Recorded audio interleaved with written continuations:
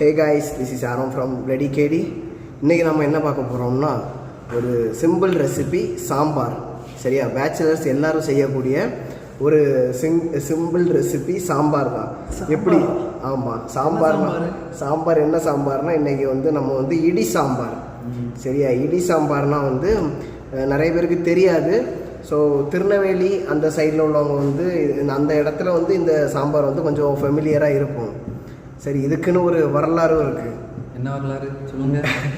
அதோட வரலாறு என்னென்னா, இது அந்த காலத்தில் நம்ம பழைய காலத்தில் நம்ம பாட்டிங்கெல்லாம் தாத்தாவை மயக்கிறதுக்காக இந்த சாம்பார் வச்சு கொடுப்பாங்க அப்படின்ட்டு ஒரு பேசு.